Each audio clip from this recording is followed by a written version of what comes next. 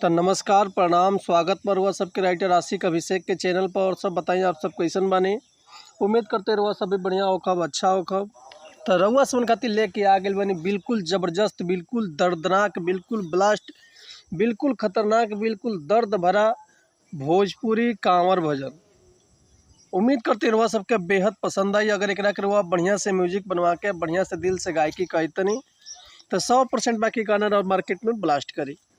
इससे पहले रुआ सोन से कहल चाह के अगर रुआ गायकी में इंटरेस्ट बा, गायकी में कदम रखले बानी, गायकी रुआ पसंद बा और रुआ का बढ़िया गाना नहीं मिलत, बढ़िया से तुकबंदी नहीं मिलत, बढ़िया से मीटर नहीं मिलत, बढ़िया से गा नहीं पाओत, बढ़िया से रुआ म्यूजिक नहीं मिल पाओत, तो अगर हमारे चैनल पर रुआ आ गए तो रुआ सबके निराश भइले के जरूरत नहीं है।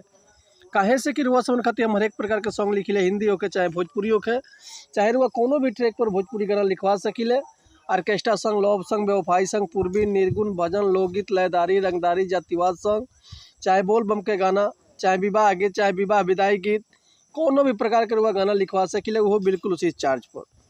तो ऐसे कहल चाह रुआ समझ से कि रुआ अगर हमारे चैनल पर आ गए बनी, चैनल पर पहला बार आयल बनी और चैनल पर नया बनी तो चैनल के लाइक कर दी, सब्सक्राइब कर दी, बेल आइकन प्रेस कर दी ताकि कोनो वीडियो अपलोड करी तो सबसे पहले नोटिफिकेशन रुआ समझ के मिले। अगर वीडियो रुआ सबके अच्छा लगा तो एगो प्यारा सा कमेंट कर दी। चलिए देर ना करते हुए आज के गाना देखल जाए कैसे बा। एगो भक्त बाबा के दरबार में गए बड़े, आधा रास्ता में पहुँचल बड़े, तले वो कष्ट होता तो वह अपना बाबा से का गुहार करते रहे।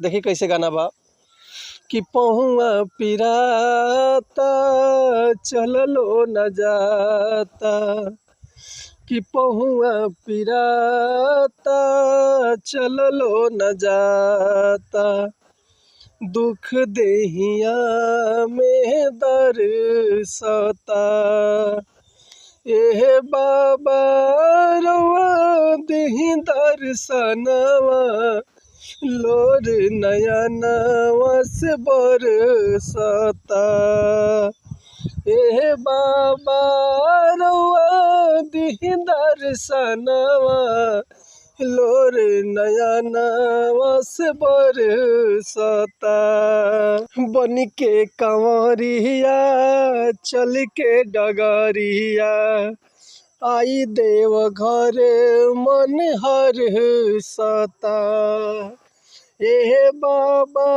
रवा दिहि दर्शनवा, लोर नयनवा से बरसता, एहे बाबा रवा दिहि दर्शनवा, लोर नयनवा से बरसता।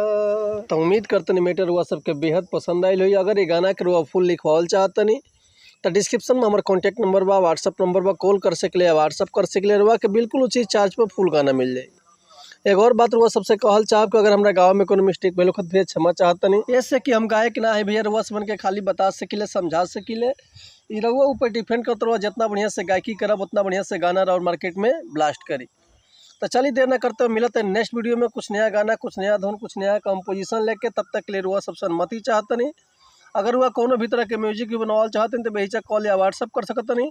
हमारे कॉन्टैक्ट नंबर बा 8178244875 और व्हाट्सअप के भी नंबर यह बा 8178244875। तो वह कॉल या व्हाट्सअप कर सकते नहीं। तो मिलते हैं नेक्स्ट वीडियो में, तब तक ले रुआ सबसे अनुमति चाहते हैं। नमस्कार प्रणाम, जय हिंद, जय भारत, जय भोजपुर।